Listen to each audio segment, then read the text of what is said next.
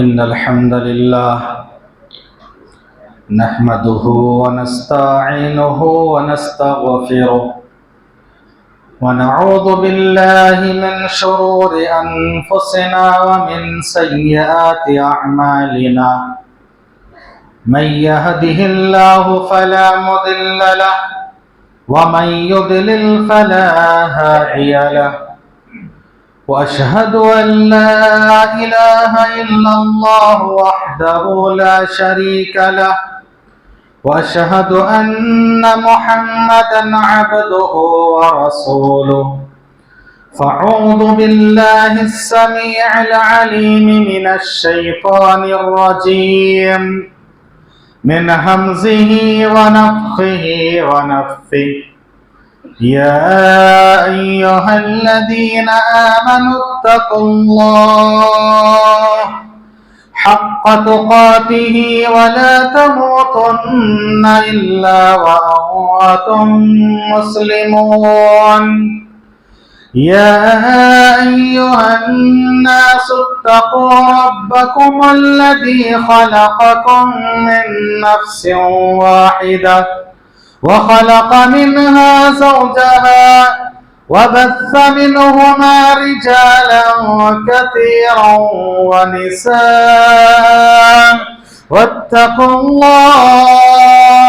واتقوا الله الذي تساءلون به والأرحام إن الله كان عليكم رقيبا يا أيها الذين آمنوا اتقوا الله وقولوا قولا سديدا يصلح لكم أعمالكم ويغفر لكم ذنوبكم ومن يطع الله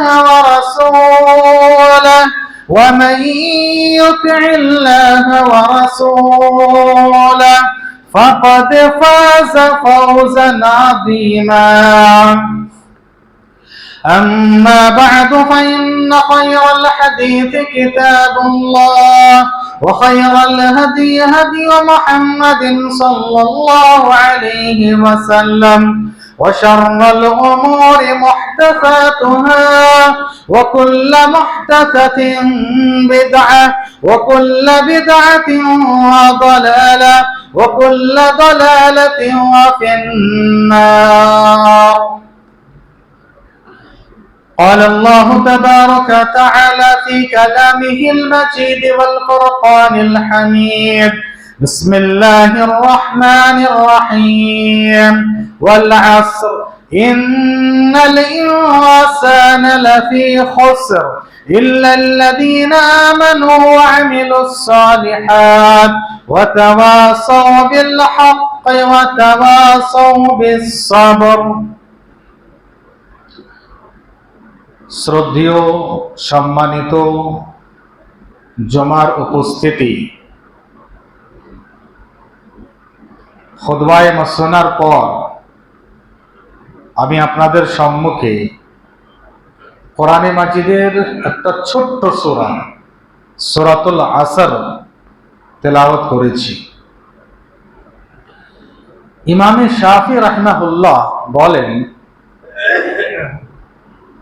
লাউমা আনজালাল্লাহু আলা আবদিহি হুজ্জাতান গায়রা হাদিহি সূরা লাকাফাতহুম, যদি আল্লাহ তাবারক তাআলা সমস্ত কোরআনটা অবতীর্ণ না করে শুধুমাত্র এই সূরাতুল আসরটা অবতীর্ণ করত, তাহলে দলিল এবং হুজ্জাত কায়েম করার জন্য যথেষ্ট ছিল।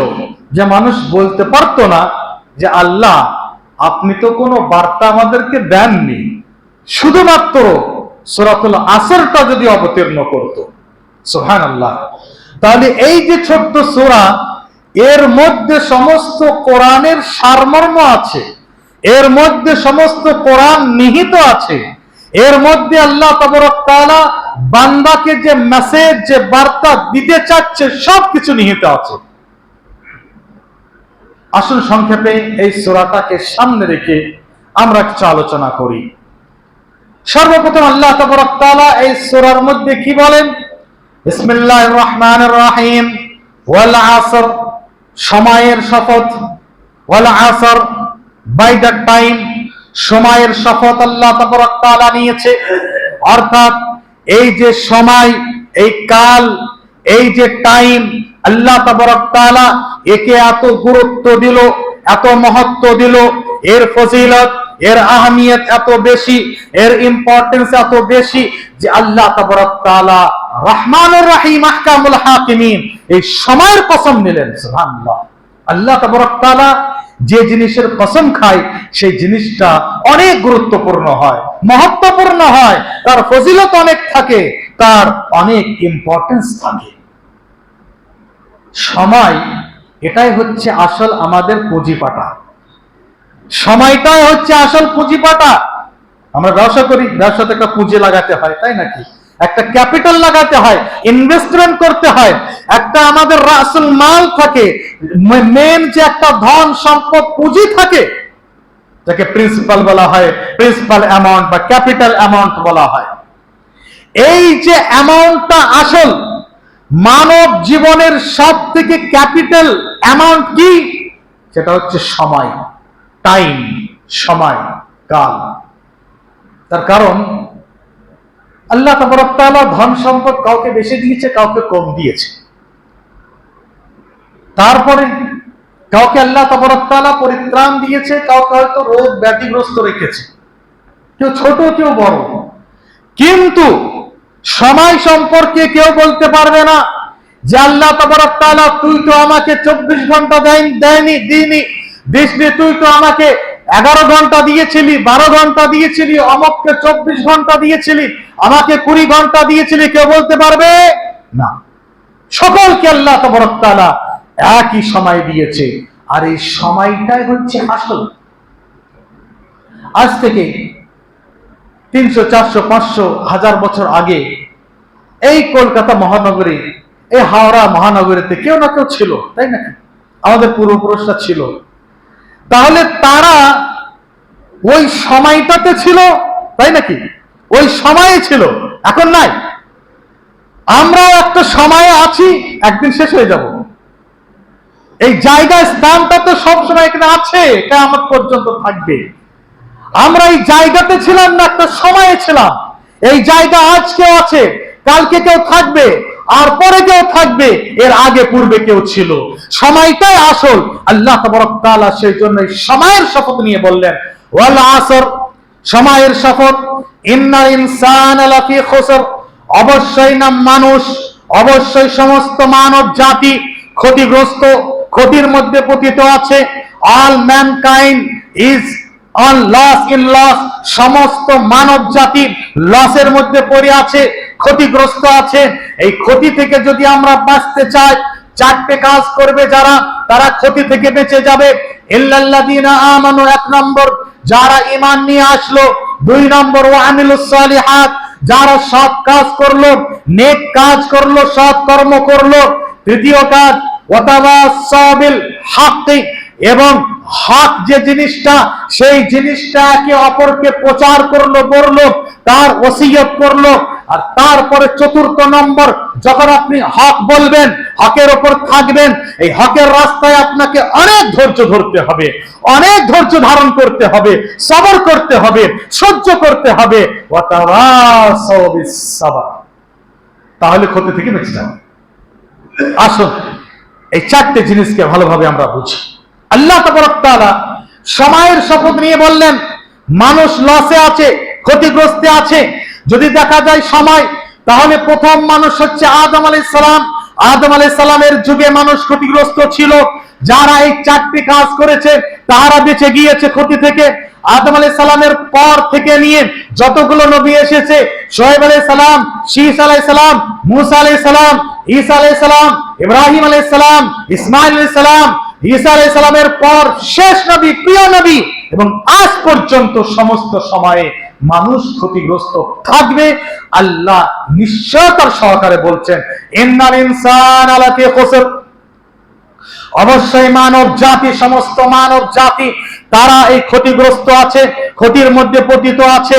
যদি এই ক্ষতি থেকে বাঁচতে চাও, মনে রাখতে হবে চারটে কাজ আদম আলাইহিস সালামের যুগে যারা করেছে, ক্ষতি থেকে বেঁচে গিয়েছে, পরিত্রাণ তারা পেয়েছে ইহকালে পরকালে। নূহ আলাইহিস সালামের যুগে যারা এই চারটে কাজ করেছে, তারা ক্ষতি থেকে বেঁচে গিয়েছে। ইব্রাহিম ও ইসমাঈল আলাইহিস সালামের যুগে যারা এই চারটি কাজ করেছে, তারা ক্ষতি থেকে বেঁচে গিয়েছে। তারপরে আজ পর্যন্ত সমস্ত নবীদের যুগ থেকে নিয়ে আজ পর্যন্ত সকল সময়ে মানুষ যারা চারটে কাজ করবে, ক্ষতি থেকে বেঁচে যাবে। সম্মানিত উপস্থিতি, প্রথম কাজ কি? ইল্লাল্লাযীনা আমানু, ইল্লাল্লাযীনা আমানু।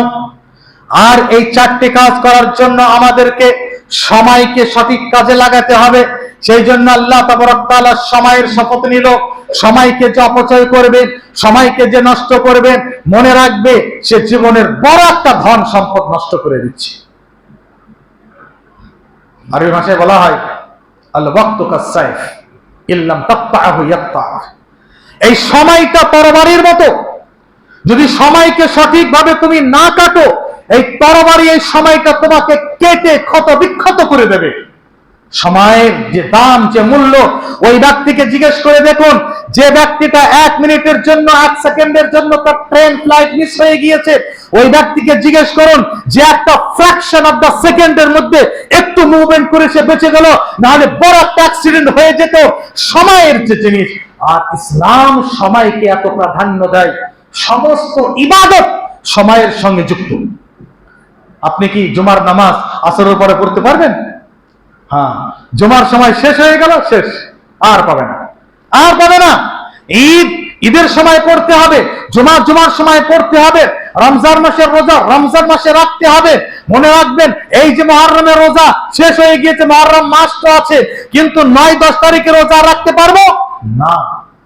সময় সময় মনে রাখবে। আজ আমাদের যুবকেরা সব থেকে বেশি সময় নষ্ট করে এই যে মোবাইল। আল্লাহর একটা নেয়ামত, আল্লাহ জিজ্ঞেস করবে কি করবে না? লা তুসআলুনা ইয়াওমাইযিন আনিন নাঈম। আল্লাহ তাবারক তাআলা সূরা তাকাসুরের মধ্যে বললেন, আলহাকুমুত তাকাসুর, এই সূরার মধ্যে লা তুসআলুনা ইয়াওমাইযিন আনিন নাঈম। প্রত্যেকটি নিয়ামত সম্পর্কে তোমাদেরকে আল্লাহর কাছে জবাব দিতে হবে, প্রশ্নোত্তর করা হবে।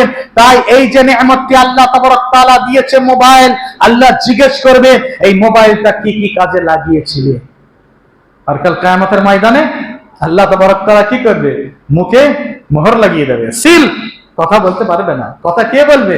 আমাদের চামড়া, আমাদের চর্ম, আমাদের চোখ, এই যে আঙুল, আমরা কোথায় কোথায় ক্লিক করেছি, কোথায় কোথায় ক্লিক করেছি, এই চামড়াটা সাক্ষী দেবে, এই আমাদের আঙুলটা সাক্ষী দেবে কোথায় কোথায় ক্লিক করলে। মনে রাখবে, আমাদের এই মোবাইল একটা ডিভাইস, এই ডিভাইসটা একটা প্রোডাক্ট। এই ডিভাইসটা যদি আপনার মোবাইলটা আমাকে দেন, আমি আপনার হিস্ট্রিতে গিয়ে, গ্যালারিতে গিয়ে চেক করলে বুঝতে পারবো আপনি ইউটিউবে কি কি দেখেছেন, গুগলে কি কি দেখেছেন। বুঝতে পারবো কি পারবো না? যদি একটা মানুষের বানানো ডিভাইস আপনার সমস্ত হিস্ট্রি, আপনার ইতিহাস যদি সে রেকর্ড করতে পারে, আল্লাহ তাবারক তাআলা রেকর্ড রাখবে না? এই যে আমাদের অঙ্গ প্রত্যঙ্গ কিয়ামতের ময়দানে সাক্ষী দেবে যে তুমি কি কি দেখেছিলে।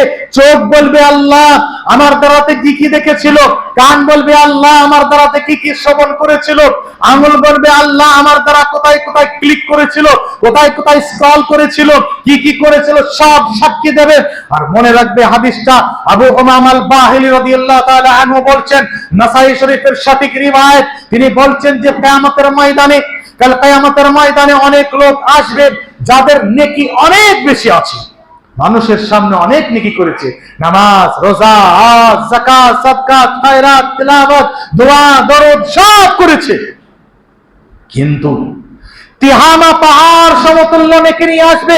হাদিসের শব্দ, তিহামা পাহাড়, বড় একটা পাহাড়, পর্বতমালা, সেই পর্বতমালা সম্পূর্ণ নেকি নিয়ে আসবে, কিন্তু কিয়ামতের ময়দানে তার সমস্ত নেকিকে ধ্বংস করে দেওয়া হবে, ধূলিসাৎ করে দেওয়া হবে, তার উল্কাপাতের মতো সেগুলোকে উড়িয়ে দেওয়া হবে এবং শেষ পর্যন্ত তাকে জাহান্নামে নিক্ষেপ করা হবে।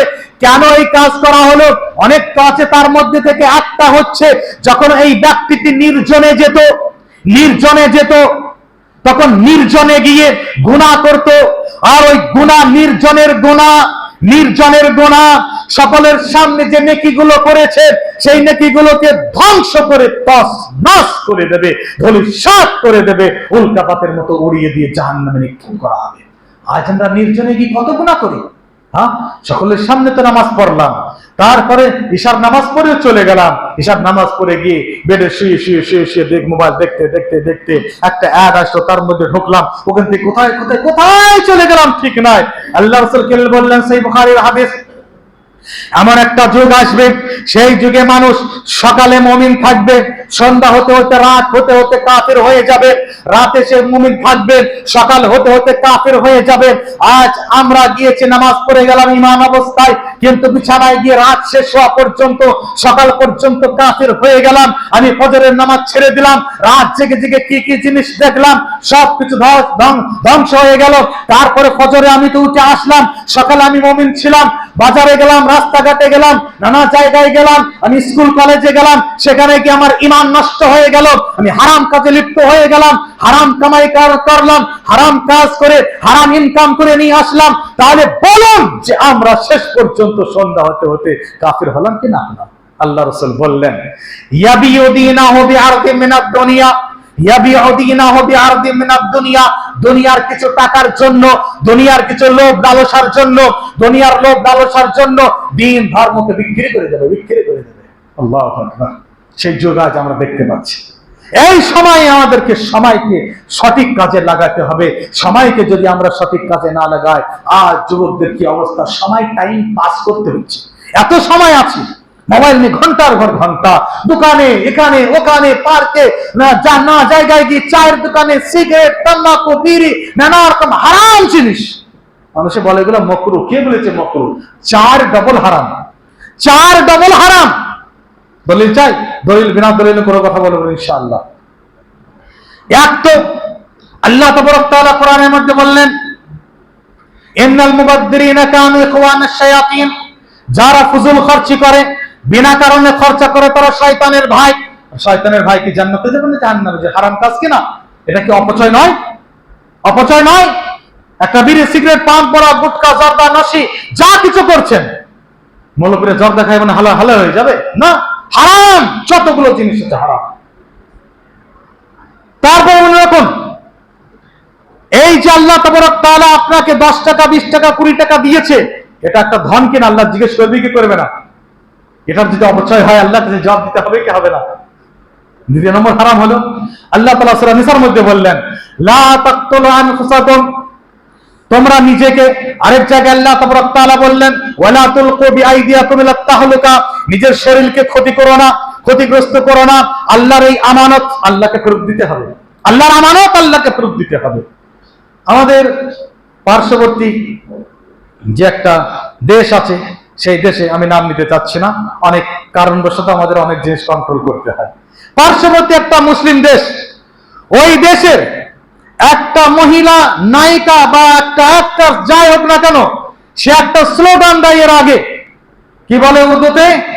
মেরা জিসিম মেরি মার্জি, মেরা জিসিম মেরি মার্জি, অর্থাৎ আমার শরীর আমার ইচ্ছা, আমি যা খুশি তাই করতে পারি, শরীরটাকে আমি ঢাকতেও পারি। একটা মহিলা মুসলমান পার্শ্ববর্তী দেশে, আমার শরীর আমার ইচ্ছা, আমি একে খুলে রাখতে পারি, আমি আমার স্বামীর জন্য একজনের জন্য রাখতে পারি, 10 জনকেও আমি দিতে পারি। বুঝা গেল? কি বড় একটা কথা! এই শরীরটাকে আপনি আল্লাহর কাছে কিনে এনেছেন, দাম দিয়েছেন? আমার শরীর আপনি বলছেন কিভাবে? আল্লাহ তাবারক তাআলা আপনাকে আমানত দিয়েছে, আল্লাহকে আমানতটা ফেরত দিতে হবে।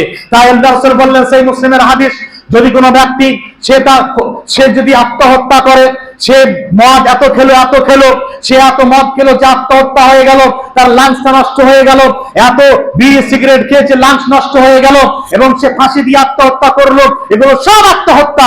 এমন কি ওলামারা লিখেছেন, দেখবেন বাস তার ফতোয়া, গ্র্যান্ড মুফতি অফ সৌদি আরব, যদি কোনো যুবক উইলিং করে এবং বিনা রুল মেনে যদি রং ড্রাইভিং করে আর তার দ্বারা অ্যাক্সিডেন্ট হয়ে মারা যায়, সেটা আত্মহত্যা, সেটা আত্মহত্যা, মনে রাখবেন। আর এই রকম ব্যক্তি মনে রাখবেন, সে আল্লাহর আমানতে খেয়ানত করছে, আল্লাহর কাছে জবাব দিতে হবে। পান পড়া, বিড়ি, সিগারেট, গুটখা কি আমার শরীরকে যদি ধ্বংস করছি, হারাম কি হারাম না? মনে রাখবেন, কত গুনাহ, 4 গুনাহ হারাম। যাই হোক, এই জিনিসগুলো ছেড়ে আমাদেরকে সময় সঠিক কাজে লাগিয়ে, এই সময়কে সঠিক কাজে লাগিয়ে চারটে কাজ করতে হবে। ইল্লাল্লাযীনা আমানু, যারা ঈমান নিয়ে আসলো। আর এই চারটে কাজ, এই চারটিকে যদি পুঙ্খানুপুঙ্খ ভাবে যদি বিস্তারিত বিশ্লেষণ ব্যাখ্যা করা হয়, আমার মনে হয় 4 ঘন্টাও যথেষ্ট নয়। ইল্লাল্লাযীনা আমানু সম্পর্কে যদি জানতে হয়, আল্লাহর উপর ঈমান। আমরা শুধু বলে দিচ্ছি আমানতু বিল্লাহ মালাইকাতি কুতুব, মুখে বললে চলবে না। শুধু আল্লামা ইকবাল বলছে, জবান সে কহ भी दे ला इलाहा इल्ला तो क्या हासिल, जबान से कह भी दे ला इलाहा इल्ला तो क्या हासिल, दिलो निगाह मुसलमान नहीं तो कुछ भी नहीं। মৌখিক ভাবে শুধু বললেই চলবে না, কি মৌখিক ভাবে বলে দিলাম লা ইলাহা ইল্লাল্লাহ, সারমর্ম বুঝলাম না, তার বিস্তারিত জিনিস বুঝলাম না, চলবে না। আল্লাহ তাবারক তাআলা তার নবীকে স্বয়ং বলছে সূরা মুহাম্মদের মধ্যে মুহাম্মদ সাল্লাল্লাহু আলাইহি সাল্লামকে সম্বোধন করে বলছে, আয়াত নম্বর 19, আল্লাহ তাবারক তাআলা তার নবীকে বলছেন যে, হে নবী তুমি মনে রাখবে, ফাআলাম আন্নাহু লা ইলাহা ইল্লাল্লাহ, ফাআলাম আন্নাহু লা ইলাহা ইল্লাল্লাহ, হে নবী তুমি লা ইলাহা ইল্লাল্লাহর জ্ঞান অর্জন করো। নবী কি এর মানে জানতো না? নবী কি এর মানে জানতো না? লা ইলাহা ইল্লাল্লাহ আল্লাহ ব্যতীত বসা নেই, জ্ঞান অর্জন করতে বলা হচ্ছে। জ্ঞান কি? একটা উদাহরণ, আমরা জানি জ্বর আসলে একটা ডোলো 650 খেলে বা ক্যালপল খেলে জ্বরটা ছেড়ে যায়। এতটুকু জানা থেকে আমি ডক্টর হয়ে গেলাম? হ্যাঁ, এই জ্ঞানের মধ্যে পার্থক্য। আমি এতটুকু জানি, আর একটা হচ্ছে জ্ঞান অর্জন করা, ইলম। হ্যাঁ, ওই ডক্টরের কাছে আছে ওই রকম জ্ঞানের দরকার লা ইলাহা ইল্লাল্লাহ সম্পর্কে। আমি কি আপনাকে বোঝাবো? আমার কাছে 10 মিনিট সময় আছে। 4টে জিনিস 4 ঘন্টাতে শেষ করা যাবে না। ইল্লাল্লাযীনা আমানু, আল্লাহর উপর ঈমান নিয়ে আসতে হবে। ঈমান কাকে বলা হয়? ঈমান মনে রাখবে, ঈমানের মধ্যে আমান আছে। আমাদের যে আজ মুসলমানদেরকে সন্ত্রাসী বলা হচ্ছে, আমাদের ঈমান, আমাদের বিশ্বাসের মধ্যে আমান আছে, সুকুন আছে, চ্যান আছে, শান্তি আছে। ঈমানটা বার হয়েছে আমান থেকে। এর রুট ওয়ার্ড, এর বুনিয়াদি শব্দ হচ্ছে আমান। আল্লাহ তাবারক তাআলা সূরা আনআম আয়াত নম্বর 86 এর মধ্যে আল্লাহ তাবারক তাআলা বললেন, সূরাতুল আনআম আয়াত নম্বর 86, আল্লাযীনা আমানু ওয়া লাম ইয়ালবিসু ঈমানাহুম বিযুলম, আল্লাযীনা আমানু, যারা ঈমান নিয়ে আসলো আর ঈমানের সঙ্গে শিরককে মিলালো না। জুলম অর্থাৎ শিরক।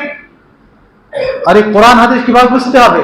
আমার নিজের ব্রেনের দ্বারাতে নয়, যেরকম সাহাবারা বুঝিয়ে গিয়েছে, সালাফে সালিহিনরা যেভাবে বুঝিয়েছে, নিজের মতো বের করে চলে গেলাম, নিজের মতো বলে চলে গেলাম। ওয়াবতাগু ইলাইহিমুল ওয়াসিলা, আল্লাহর দিকে ওয়াসিলা ঢোড়ে, ওয়াসিলা শব্দ চলে এসেছে।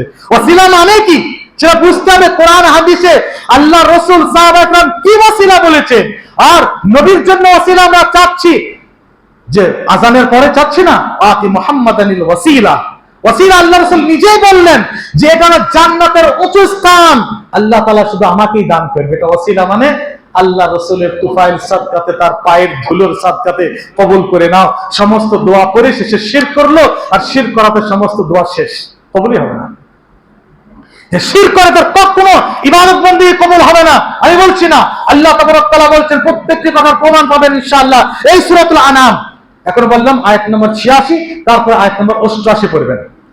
আয়াত নম্বর 88 আল্লাহ তাবারক তাআলা বলছেন, ওর পূর্বে আল্লাহ তাবারক তাআলা 18টি নবীর বর্ণনা করার পর বলছেন, ওয়ালাউ আশরাকু লাহাবিতা আনহুম মা কানু ইয়ামালুন, যদি 18টি নবী শিরক করত তাদের সমস্ত নেকি বরবাদ হয়ে যেত। সুবহানাল্লাহ, নবীদের সম্পর্কে বলা হচ্ছে।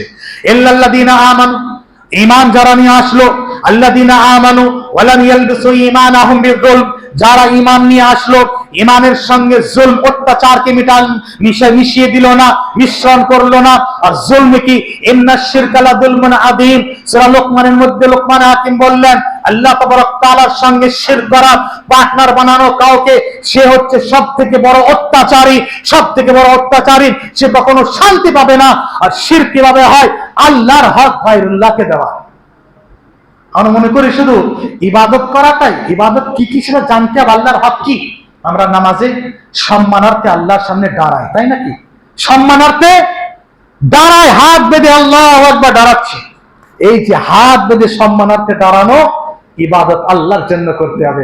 আল্লাহ ব্যতীত কারো সামনে যদি দাঁড়ায় সেটা শিরক।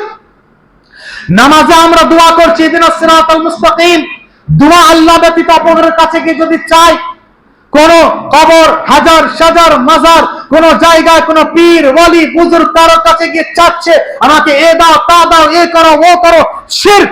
এই মুশরিকের কোন ইবাদত আল্লাহ তাবারক তাআলা গ্রহণ করবে না। নবীদের সম্পর্কে বলেছে, কোন ইবাদত আল্লাহ গ্রহণ করবে না। আর আল্লাহ তাবারক তাআলা এই মুশরিকদের জন্য আরো বলছেন যে দেখুন, নামাজ আমরা কি করি? সাজদা। আল্লাহ ব্যতীত অপরের জন্য সাজদা করা কি হারাম নয়, হারামের থেকে বড় হচ্ছে শিরক। হারামকে আল্লাহ মাফ করে দেবে কোন সময়, শিরককে মাফ করবে না। শিরক আমাদের উপরে হারাম, হারামের থেকে বড় হচ্ছে শিরক। শিরক আল্লাহ মাফ করবে না। তার কারণ কি জানেন? একটা উদাহরণ দিচ্ছি, কোরআনেরই উদাহরণটা। একজন মানুষ ক্ষুধায় মারা যাচ্ছে, জান বাঁচানোর জন্য সে হারাম জিনিস খেতে পারে, তাই নাকি? এইবার আছে কি কি জিনিস আছে? এই জায়গায় শূকর আছে, বা একটা মরা জন্তুর মাংস আছে, আর এক জায়গায় একটা খাসি, তাকে জবাই করা হয়েছে। জবাইটা করা হয়েছে গায়রুল্লাহর জন্য, আল্লাহর জন্য নয়। কোন একটা আস্তানা মাজার, কোন জায়গায় আস্তানা, কোন একটা জায়গায় জবাই করা হয়েছে, বোঝা গেল? গায়রুল্লাহ, আল্লাহ ব্যতীত অপরের জন্য। তাহলে পরে বলুন তো, আপনি আপনার সামনে এই দুটো জিনিস আছে, জান বাঁচানোর জন্য কোনটা খাবেন? হ্যাঁ, এই অবস্থাতে মনে রাখবেন শূকর খাওয়া জায়েজ, কিন্তু ওই যে ছাগলটা গায়রুল্লাহর নামে দেওয়া হয়েছে সেটা হারাম, আর সঙ্গে সঙ্গে শিরক। আর শূকরের মধ্যে শিরক নাই। আর এই যে মরা জন্তুটা শিরক নাই, এটা হচ্ছে হারাম, আর ওটা হারামের সঙ্গে সঙ্গে শিরক। বুঝা গেল কত বড় কথা? আর আল্লাহ তাবারক তাআলার রহমত মুশরিকদের উপর আসবে না। আজ আমরা মুসলমান নামধারী আছি, এত শত শিরক করছি, সাজদা আল্লাহ ব্যতীত অপরের জায়গায় সাজদা করছি, কোথায় কোথায় সাজদা করছি। ইবলিস, মনে রাখবেন, একটা সাজদা না করার জন্য ইবলিস হয়ে গেল। আজ আমরা লাখো কোটি সাজদা ছেড়ে দিচ্ছি, আর আল্লাহ ব্যতীত অপরের জায়গায় গিয়ে সাজদা করছি। আল্লাহর রহমত আমাদের উপর আসবে? মনে রাখবেন, শিরক সব থেকে বড় অত্যাচার, সব থেকে বড় জুলম। আল্লাহ তাবারক তাআলাকে ক্ষমা করে না, সেই জন্য আল্লাহর সঙ্গে অত্যাচার করা হচ্ছে। আমরা নামাজে কি করি? আরো আমরা হাঁটু গিরে বসি। এই হাঁটু গিরে বসাটা মনে রাখবে, আল্লাহর জন্য সাজদা করা, এগুলো আল্লাহর জন্য করতে হবে। আল্লাহ ব্যতীত পীর ওয়ালি কারো কাছে গিয়ে কদমবুসি করা হচ্ছে, তার পায়ে চুম্বন দেওয়া হচ্ছে, মাথা নত করা হচ্ছে। তাওয়াফ করাটা আল্লাহর জন্য ইবাদত। আল্লাহ ব্যতীত অপরের জন্য যদি তাওয়াফ করা হয়, তার ইর্দ গির্দ ঘোরা হয়, চক্কর লাগানো হয়, যে কেউ হোক না কেন, কবর হোক, সাজার হোক, জিন্দা হোক, মুর্দা হোক, ওয়ালি হোক, পীর হোক, যে কেউ হোক না কেন, মনে রাখবে গাছপালা যা কিছু তার চতুর্দিকে ঘোরাটা শিরক। আল্লাহ ব্যতীত অপরের জন্য জবাই করা শিরক। শপথ খাওয়া, মান হালাফা বিগাইরিল্লাহি ফাকাদ আশরাক। তাবিজ লাগানো শিরক। মারার মাদুরি লাগানো শিরক। কত রকম আছে। আজ আমরা ঘরে, দোকানে, মাকামে, গাড়িতে নানা রকম জিনিস টাঙিয়ে দিচ্ছে, এগুলো শিরক। শিরকে জর্জরিত এই সমাজ। ঈমান কোথায় থেকে আসবে? ঈমান কোথায় থেকে আসবে? মনে রাখবেন, এই ঈমান যদি আমাদের মধ্যে আসে, তখনই আল্লাহ তাবারক তাআলার রহমত আমাদের উপর অবতীর্ণ হবে। ইল্লাল্লাযীনা আমানু, ঈমান সত্যিকার আমাদেরকে শিখতে হবে, বুঝতে হবে, পড়তে হবে, তবে আপনি বুঝতে পারবেন যে কিভাবে ঈমান আছে। আর আপনাকে আমি একটা লিংক দিয়ে যাচ্ছি। যেহেতু আমি বেসিক্যালি বাঙালি, কিন্তু বহুদিন পর্যন্ত ছিলাম, প্রায় 25 বছর ছিলাম ব্যাঙ্গালোর। আর দক্ষিণ ভারতে তো প্রায় আমি ছিলাম 32-33 বছর, প্রায় সব ওই 12 বছর বয়সে চলে গিয়েছিলাম, অনেকদিন ওখানে থাকা আছে। যাই হোক, এখন উর্দুতেই আমার ব্যাকগ্রাউন্ড বেশি ছিল, কিন্তু যেহেতু আমি অরিজিনাল বাঙালি বংশগত, আমার বাড়ি হচ্ছে নদিয়া জেলায়, তো এখন বাংলাতে আস্তে আস্তে আবার হচ্ছে, রেকর্ডিং হবে, আপলোড হবে ইনশাআল্লাহ। এর দ্বারাতে আজকে প্রচার দরকার, মানুষ বুঝতে পারবে। তাই উর্দুতে শুধু আমান্তু বিল্লাহ এর ওপর 1 মাস আমার লেকচার আছে, 1 মাস লেকচার আছে। আপনি ইউটিউবে গিয়ে ডক্টর সাবির আলী ওমরি রহমানি লিখবেন, তাহলে ইনশাআল্লাহ আপনি পেয়ে যাবেন জিনিসগুলো। শুনুন, যদি উর্দু বুঝতে পারেন শুনুন, আর তা না হলে বাংলাতেও ইনশাআল্লাহ পেয়ে যাবেন। আপনাদের কাছে আবেদন যে কিছু এই জিনিসের সময়টা লাগান, অনেক জিনিস শিখতে পারবেন আজ ইউটিউব থেকে, ওই জিনিস বাদ দিয়ে। ইল্লাল্লাযীনা আমানু ওয়া আমিলুস সালিহাত, দ্বিতীয় কাজ কি করতে হবে? নেক কাজ করতে হবে। আমিলুস সালিহাত, নেক কাজের মধ্যে সব থেকে বড় নেক কাজ কি? আল্লাহ রাসূলের হাদিস, সেই বুখারী মুসলিমের রিওয়ায়াত। নবীকে জিজ্ঞেস করা হলো সব থেকে বড় নেকি কি, আফদালুল বির। নবী সাল্লাল্লাহু আলাইহি ওয়াসাল্লাম বললেন আল ঈমানু বিল্লাহ, আল্লাহর উপর ঈমান, আকীদা, ঈমান, তাওহীদ, এটাই সব থেকে বড় নেকি। তাওহীদ যদি না থাকে, ঈমান যদি না থাকে, আকীদা যদি ঠিক না হয়, কোন ইবাদত আল্লাহর কাছে গ্রহণযোগ্য নয়। আমরা বলি শুধু নামাজের দিকে এসো, নামাজের দিকে এসো। নবী সাল্লাল্লাহু আলাইহি ওয়াসাল্লামের উপর নামাজ কখন ফরজ হয়? মেরাজের রাতে, তাই তো? মেরাজ কখন হয়? নবী হওয়ার 11 বছর পর। 11 বছর পর, 11 নবুয়তে, হিজরত করার 1.5 বছর আগে। নবী মক্কাতে ছিলেন 13 বছর। তাহলে মনে করুন যে এই 11.5 বছর তো নামাজের হুকুমই হয়নি। আর জামাত সহকারে নামাজ তো মদিনায় গিয়ে হয়েছে। তাহলে মক্কাতে 13 বছর কি করছিলেন? রোজার হুকুম মদিনায় এসেছে, নামাজের জামাত সহকারে হুকুম মদিনায় এসেছে, হজের হুকুম মদিনায় এসেছে, যাকাতের হুকুম মদিনায় এসেছে, সব তো মদিনায়। তো মক্কায় কি ছিল? ঈমান, আকীদা, ঈমান, আকীদা, তাওহীদ। মনে রাখবেন, এই ঈমান, আকীদা, তাওহীদের বার্তা যতক্ষণ পর্যন্ত আমাদের অন্তরে না আসবে। একটা উদাহরণ, আপনি যদি গাছ লাগাতে চান, আপনি একটা চাষাবাদ করতে চাচ্ছেন, আর ওইখানে নানা রকম জঙ্গল জংলা সবকিছু আছে, ওখানে নিয়ে গিয়ে যে ধান ছড়িয়ে দেন, গম ফেলে দেন, হবে? হবে? আগে কি করতে হবে? পরিষ্কার করতে হবে। এই পরিষ্কার করেছিলেন 13 বছর ঈমান আর আকীদা। হ্যাঁ, শিরকে পরিষ্কার করে তারপরে ঈমান। আগে শিরক থেকে বাঁচতে হবে। ইসলাম এটা বলে না যে আল্লাহর ইবাদত করো। আমি ভুল বললাম? ইসলাম এটা বলে না যে আল্লাহর ইবাদত করো। ইসলাম কি বলে? শিরক থেকে বেঁচে আল্লাহর ইবাদত করো। আগে শিরক থেকে বাঁচো। সেই জন্য আগে কি বলা হচ্ছে? লা ইলাহা, উপাসনা আরাধনার যোগ্যতা কেউ রাখে না। লা ইলাহা, আগে শিরকে ছাড়ো। ইল্লাল্লাহ, তারপরে আল্লাহর উপর ঈমান নিয়ে এসো। লা ইলাহা, যদি কেউ ঈমানের এই শুধু লা ইলাহা বলে উপাসনা আরাধনার যোগ্যতা কেউ রাখে না, সে নাস্তিক। যদি একটা পাঠ মানে সে নাস্তিক, এথিস্ট ইংলিশে বলা হবে তাকে। যদি কেউ বলে ইল্লাল্লাহ, সব আল্লাহ, সে কি? মুশরিক। বুঝা গেল? মুশরিক, সবাইকে আল্লাহ মানে, সে সকলের কাছে ইবাদত করে। মুশরিক কার ইবাদত করে না, কাউকে মানে না, সে নাস্তিক বলে। সকলকে না মেনে এক আল্লাহকে যে মানে, সে হচ্ছে, বলেন, মুমিন, মুওয়াহহিদ। হ্যাঁ, বুঝতে হবে লা ইলাহা ইল্লাল্লাহ কি, ঈমান কি, আকীদা কি বুঝতে হবে। সকলকে আগে ছাড়ুন, সকল শিরক, বিদআত, খুরাফাত ছেড়ে দিন। তারপরে ওয়াবুদুল্লাহ ওয়ালা তুশরিকু বিহি শাইআ, ইবাদত করো আল্লাহর, শিরক থেকে বেঁচে আল্লাহর ইবাদত করতে হবে। ইবাদতের মধ্যে নামাজ হচ্ছে সর্বপ্রথম ইবাদত। এই সালাত, এই নামাজ, প্রিয় নবী সাল্লাল্লাহু আলাইহি সাল্লাম মেরাজের সফরে আল্লাহ তাবারক তাআলা তোফা দিলেন। মরার সময়তে আল্লাহ রাসূল বারবার বলে গেলেন আসসালাত আসসালাত। দেখছেন যে নামাজ পড়ছে কিনা। আজ আমরা কি করি? নামাজ আটিয়া খাটিয়া 360। 8 দিন জুমা পড়ে নিলাম।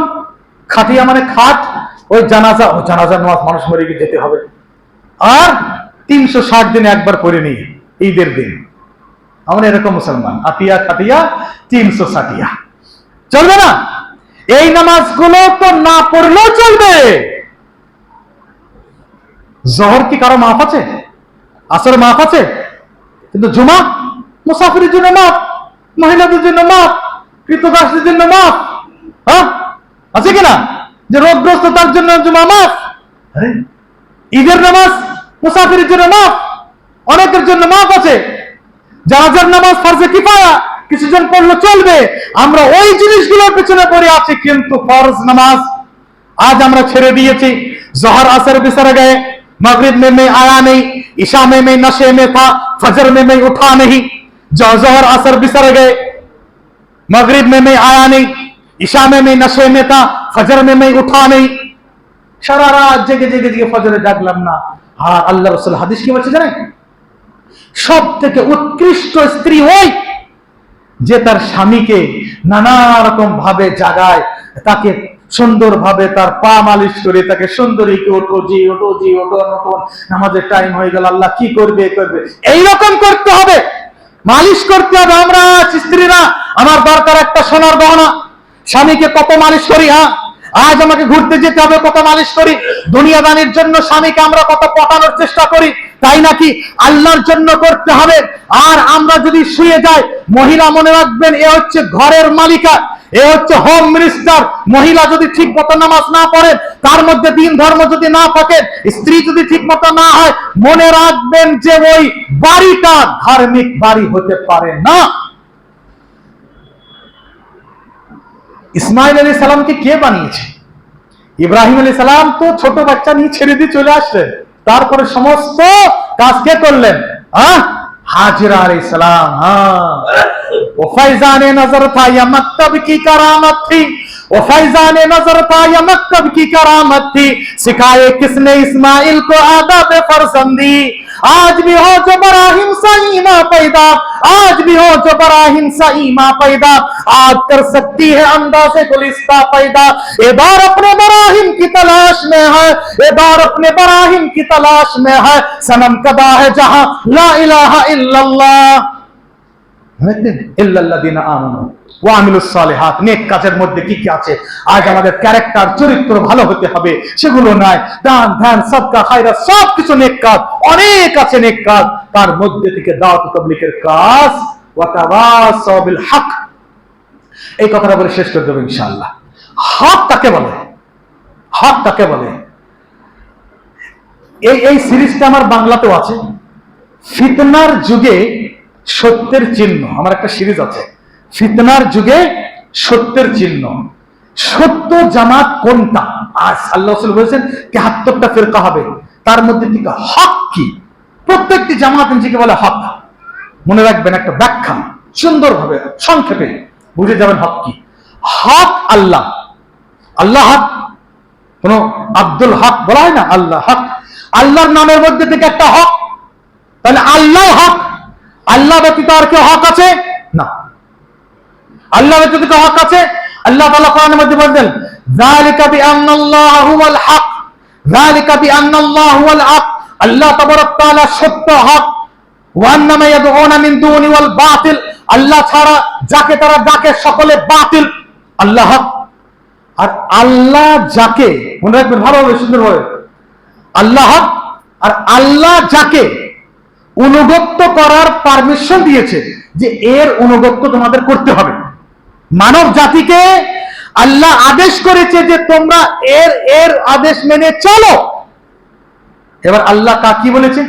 আতি আল্লাহ আতি রাসূল, আল্লাহর ইতাআত করো, রাসূলের ইতাআত করো। তাহলে আল্লাহ হক, আল্লাহর পরে কে হক? রাসূল হক। আল্লাহ সেই ইতাআত করার, অনুগত্য করার পারমিশন দিলেন, বোঝা গেল ২ নম্বর হক রাসূল। ৩ নম্বর হক কে? সাহাবা ইকরাম। সাহাবা ইকরামদের অনুকরণ করতে আল্লাহ বলেছেন। প্রমাণ সূরা তাওবা সূরা নম্বর ৯ আয়াত নম্বর ১০০ এর মধ্যে আল্লাহ তাবারক তাআলা বললেন, ওয়াসাবিকুনাল আউয়ালুনা মিনাল মুহাজিরিন ওয়াল আনসার ওয়াল্লাযীনা ইত্তাবাউহুম বিইহসান। সাবিকিন আউয়ালিন, সাহাবা, মুহাজির, আনসার, আর যারা ওদের রাস্তায় চলে, ওদের অনুকরণ করে, ওরাই হচ্ছে ঈমানদার। আল্লাহ ওদের থেকে রাজি এবং এরাও আল্লাহ থেকে রাজি। সূরা বাকারার মধ্যে আল্লাহ তাবারক তাআলা বললেন, ফাইন আমানু বিমিসলি মা আমানতুম বি ফাকাদ ইহতাদাও। হে সাহাবা, যদি তোমাদের মতো ঈমান এই বিশ্বের লোকেরা নিয়ে আসে, তারাই হিদায়াত ইয়াফতা হবে, তারাই সঠিক রাস্তায় আসবে। তাহলে এই তিনটি ছাড়া আর কেউ হক নাই। আমাকে দেখে দিন যে আল্লাহ বলেছে যে রাসূল আর সাহাবা ছাড়া আর কাকে মানতে হবে দ্বীনের দিক দিয়ে। হ্যাঁ, আপনি বলতে পারেন, আল্লাহ তাআলা সূরা আলে ইমরানের মধ্যে বলছেন, কি বললেন? যে উলিল আমরি মিনকুম, আতি আল্লাহ আতি রাসূল উলিল আমরি মিনকুম। আপনাকে কত বোঝাবো, সময় তো চলে যাচ্ছে, অনেক জমার দিনই করা যাবে না। আমার যে পিএইচডি থিসিস, সেটা হচ্ছে importance of Arabic grammar on driving Islamic rulings.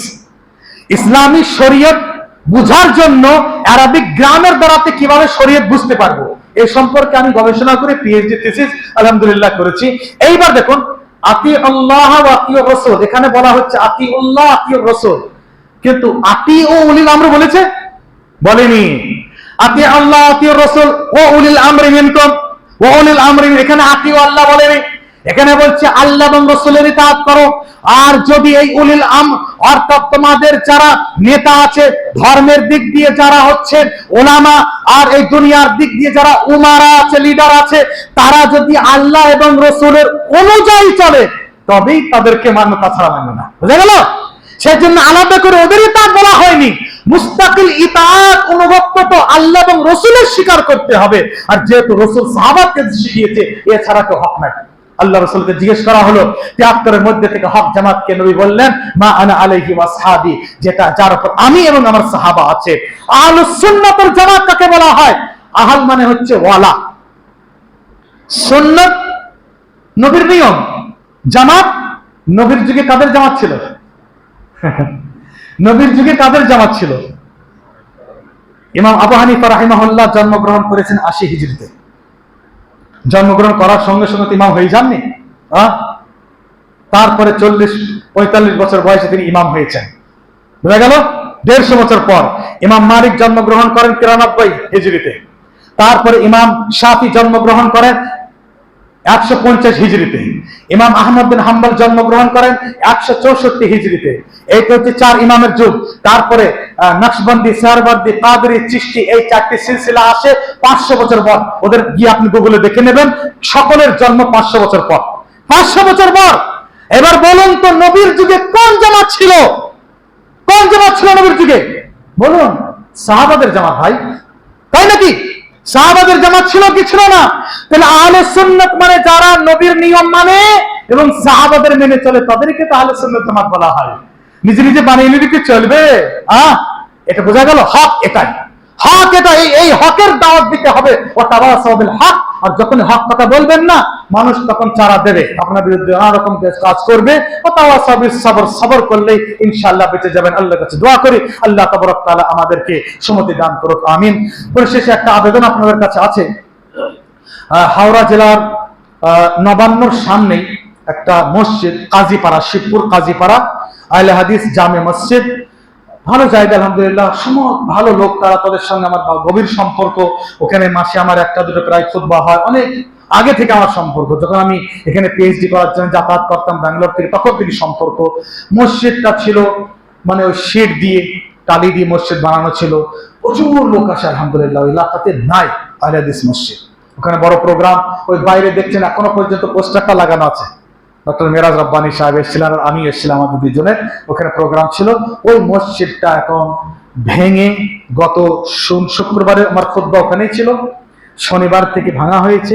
ভেঙে নতুন করে মসজিদটাকে বানাতে হবে। প্রচুর মহিলা আসে আলহামদুলিল্লাহ, সুন্দর জায়গা। আর কাল কিয়ামতের ময়দানে কে কে আল্লাহর পরশী হবে বলেন তো? আল্লাহর পরশী, হ্যাঁ, আমরা বলি আমার ঘর অমুক জায়গায়, আল্লাহর পরশী।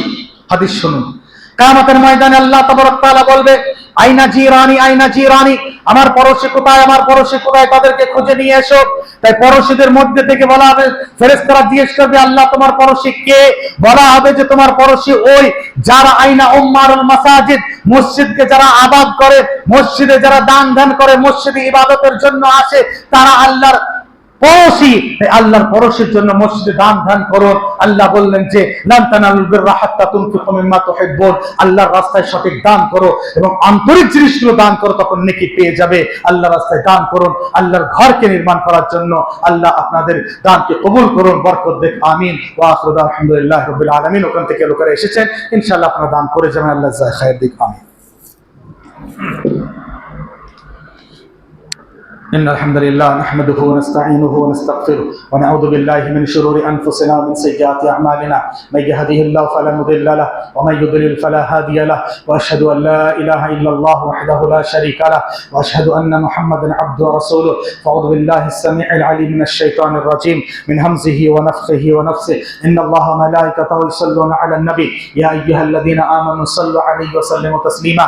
اللهم صل على محمد وعلى آل محمد كما صليت على إبراهيم وعلى آل إبراهيم إنك حميد مجيد. عباد الله رحمكم الله، إن الله يأمر بالعدل والإحسان وإيتاء ذي القربى وينهى عن الفحشاء والمنكر والبغي يعظكم لعلكم تذكرون. اذكروا الله يذكركم وادعوه يستجب لكم ولذكر الله تعالى أعظم. قوموا للصلاة عباد الله، قيموا الصلاة.